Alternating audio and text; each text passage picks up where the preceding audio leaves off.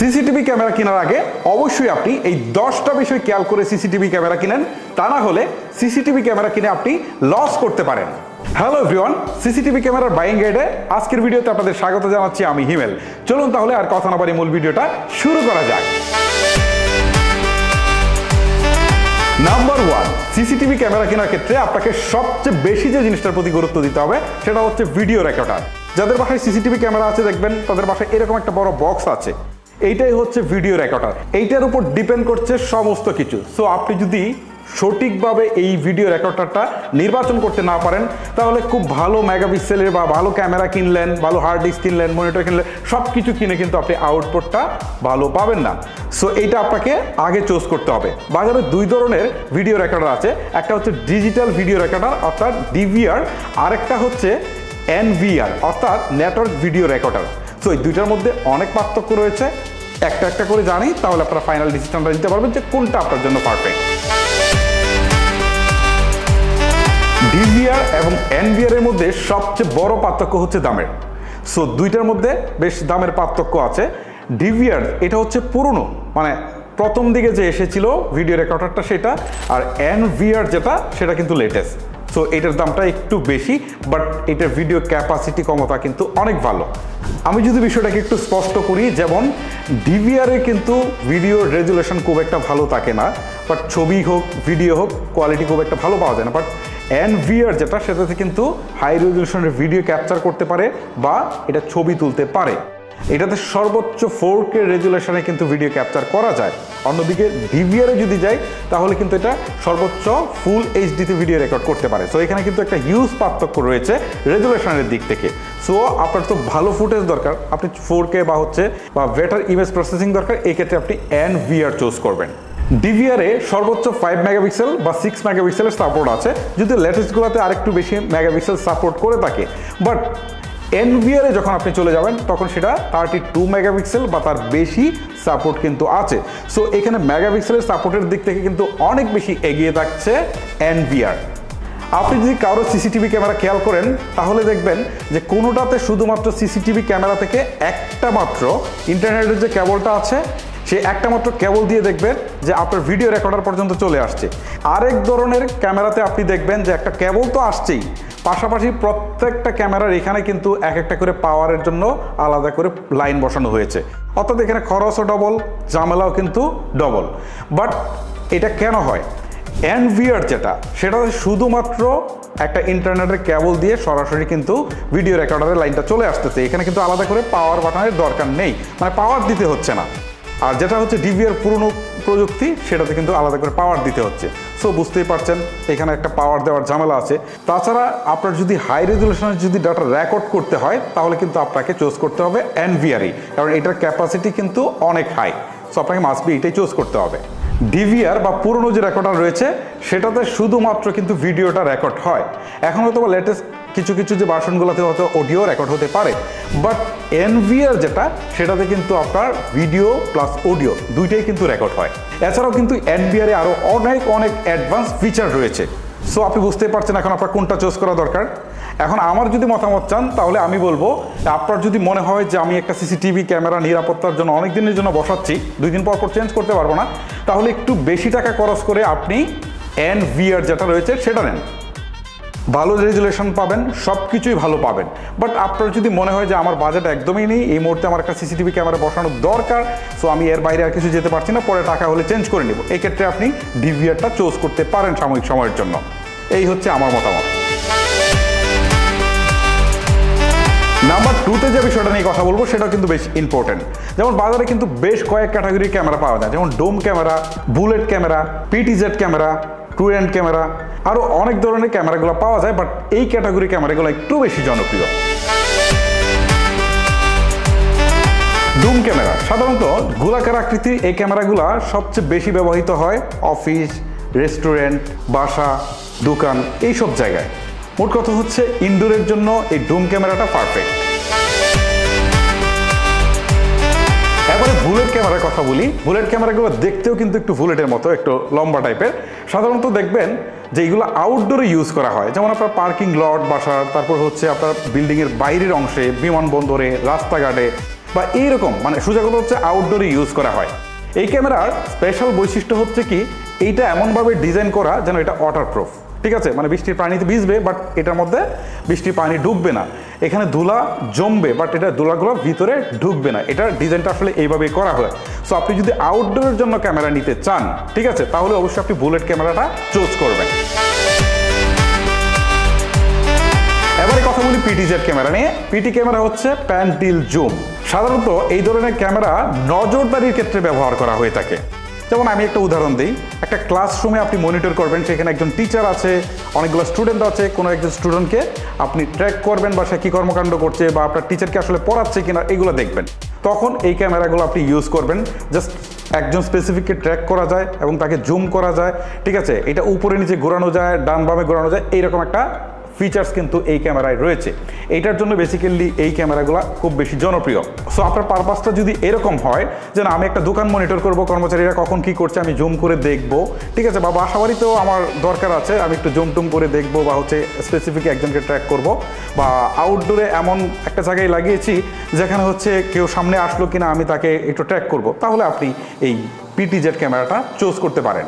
এখানে আপনারা আমার সামনে কিছু ক্যামেরা দেখতে পাচ্ছেন, যেমন এইটা আমি আমার স্টুডিওতে ইউজ করি, এরকম কয়েকটা ক্যামেরা আছে। ওকে, সো এইটা সামনে পিছনে উপরে নিচে কিন্তু এটা মুভ করতে পারে এই ক্যামেরাটা। এইখানে কিন্তু মেমোরি কার্ড আছে, সো আমি কিন্তু মেমোরি কার্ড লাগিয়ে এখানে রেকর্ড করতে পারি। এটার জন্য কিন্তু আমার ভিডিও রেকর্ডারের দরকার নেই, ঠিক আছে। আর এইটা দেখেন পিছনের দিকে কিন্তু ল্যান্ড পোর্ট আছে, এইটা দিয়ে কিন্তু আমার যদি ভিডিও রেকর্ডার থাকতো তাহলে এইটার সাথে কিন্তু আমি কানেক্টও করতে পারতাম।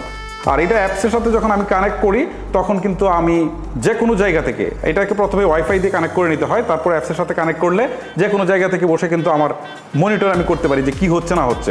এখানে স্পিকার আছে, আমি কথা বললে কিন্তু রুমে যারা আছে শুনতে পায়, আবার রুমের লোকজন কি বলে সেখান থেকে মাইক্রোফোনের সাহায্যে আমিও কিন্তু শুনতে পাই।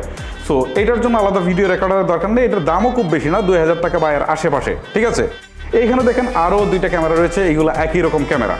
সো আপনি যদি মনে করেন যে আলাদা করে ডিভিআর বা হচ্ছে এনভিআর এরকম কোনো কিছু নেবেন না, জাস্ট বাসা বাড়িতে সিঙ্গেল ইউজ করবেন, এখানে মেমোরি কার্ড ইউজ করবেন বা কমেন্ট দিবেন, এই টাইপের কাজ করবেন, তাহলে এই ধরনের ছোটোখাটো ক্যামেরাগুলো আপনারা চুজ করতে পারেন। আচ্ছা, এতক্ষণ যে ক্যামেরাগুলো নিয়ে কথা বললাম, আপনি এই ধরনের ক্যামেরা নিতে চাচ্ছেন না, আপনি নেবেন হচ্ছে একটা পুরো বিল্ডিং কভার করার জন্য আপনি নেবেন হচ্ছে বুলেট ক্যামেরা নেবেন কিছু, এবং কিছু হচ্ছে ডোম ক্যামেরা আপনি নেবেন। আপনার একটা ভিডিও রেকর্ডার থাকবে, সেক্ষেত্রে কিন্তু আপনাকে কেবলটা সঠিকভাবে সিলেকশন করতে হবে। যদি ভালো কেবল না হয় তাহলে কিন্তু ভালো ক্যামেরা লাগিয়েও কিন্তু আপনি আউটপুট ভালো পাবেন না বা ভালো ফুটেজ আপনি পাবেন না। আপনি যদি এনভিআরটা চুজ করেন সেক্ষেত্রে তো অবশ্যই ইথারনেট কেবল দিয়ে কানেক্ট করতে হবে, বা হচ্ছে আমরা যেটাকে ইন্টারনেট কেবল বুঝি, তো সেটার মধ্যে মিনিমাম ক্যাট 6 নেবেন। আর একটু ব্র্যান্ডের কেবল দেখে নেবেন। ব্র্যান্ড আমি মেনশন করছি না, ব্র্যান্ড মেনশন করলে লোকজন বলতে শুরু করবো ভাই টাকা খাইছেন, ভাই টাকা টোকা খাই নাই ভাই, আমি যেটুকু পারতেছি সেভ রেখে আমি আপনাদেরকে সাজেশনটা দিচ্ছি। মিনিমাম ক্যাট 6 কেবল নেবেন। আর যদি আপনারা ডিভিআর এর জন্য নেন তাহলে আপনারা RG59 অথবা RG6 কেবলটা নেবেন। আচ্ছা, সিসিটিভি ক্যামেরা কেনার ক্ষেত্রে একটা জিনিস কিন্তু আমরা একটু উপেক্ষিত রাখি, যেমন মনিটর।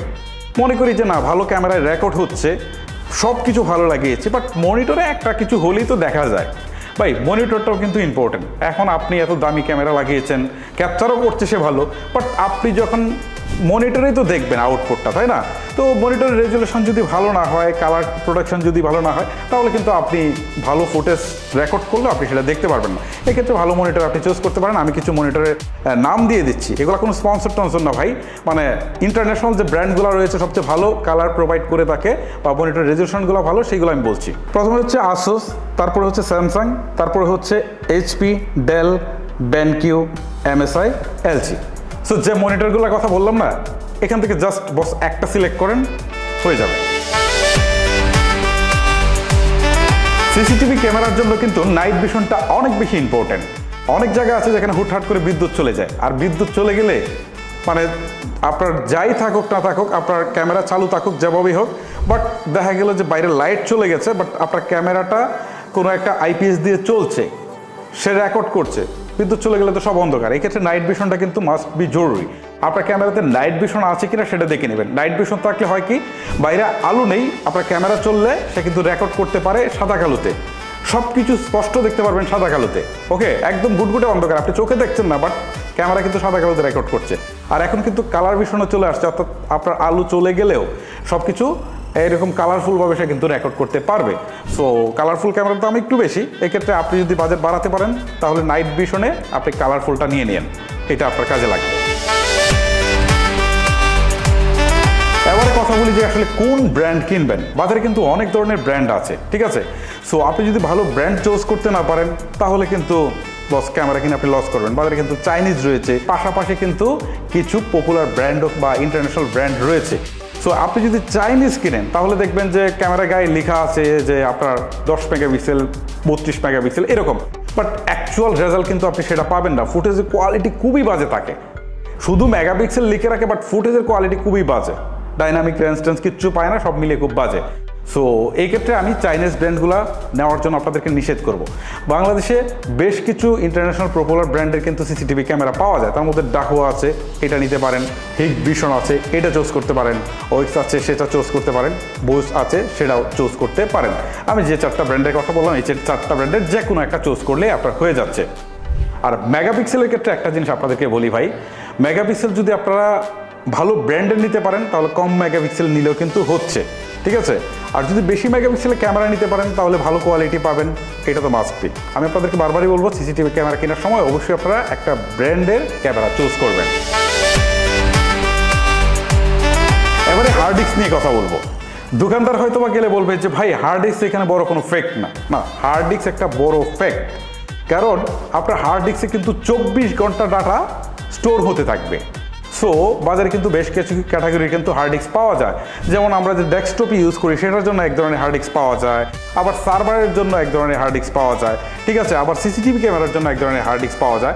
এক্ষেত্রে আপনারা সিসিটিভি ক্যামেরার জন্য যে হার্ড ডিস্কগুলো তৈরি করা হয় সেগুলোর মধ্যে সার্ভিলেন্স লেখা থাকে, সার্ভিলেন্স ক্যাটাগরির যে হার্ড ডিস্কগুলো আছে সেগুলো চুজ করবেন। আর অবশ্যই আপনারা হার্ড ডিস্ক কেনার সময় ব্র্যান্ড চুজ করবেন, ঠিক আছে, ব্র্যান্ড ভালো ব্র্যান্ড দেখে নেবেন, ব্র্যান্ড ছাড়া নেবেন না। যেমন কিছু পপুলার ব্র্যান্ড আছে, আমি বলি cigarette, Toshiba, Samsung, western digital, এই ব্র্যান্ডগুলো থেকে যে কোনো একটা চুজ করবেন। আর হার্ড ডিস্ক কেনার সময় একটু সতর্ক থাকবেন, রিফারবিশ হার্ড ডিস্কে কিন্তু মার্কেট একদমই ছয়লাভ। এই ক্ষেত্রে অথেন্টিক ডিলার যারা আছে তাদের কাছ থেকে একটা হার্ড ডিস্ক নেওয়ার চেষ্টা করবেন, তাহলে আপনি হার্ড ডিস্কে আসলে লস খাবেন না। আমরা কিন্তু একদম ভিডিওর শেষ প্রান্তে চলে এসেছি। এবার বলি যে যদি আপনার ক্যামেরাটা এমন জায়গার জন্য চুজ করেন যেটা একটা রিমোট এরিয়া, যেখানে বিদ্যুতের সংযোগ নেই, সেই ক্ষেত্রে কিন্তু আপনি সোলার টাইপের কিছু সিসিটিভি ক্যামেরা পাওয়া যায়, সেগুলো আপনি চুজ করতে পারেন। যাই হোক, সিসিটিভি ক্যামেরার আলোচনাটা আরও অনেক বেশি হবে, আমি দেখতেছিলাম। এটা স্ক্রিপ্ট লিখেও আমি আসলে ছোটো করতে পারি নাই, কারণ ক্যাটাগরি বা সব মিলিয়ে এত সব বিষয় নিয়ে আলোচনা করার দরকার, যেটা আসলে এই স্বল্প সময় করা সম্ভব নয়। তারপরেও আপনাদেরকে একটা প্রপার গাইড দেওয়ার চেষ্টা করেছি, যেটুকু দিয়েছি এইটুকু দেখে যদি আপনারা সিসিটিভি ক্যামেরা কিনতে পারেন তাহলে আমি আপনাদেরকে অন্তত গ্যারেন্টি দিয়ে বলতে পারবি সিসিটিভি ক্যামেরা কিনে আপনি কখনোই লস করবেন না। গাইজ, ভিডিওটা লেন্দি করছি না, এখানে শেষ করছি। আজকের মতো আমি হিমেল বিদায় নিচ্ছি, দেখা হচ্ছে নতুন কোনো ভিডিওতে। আল্লাহ হাফেজ।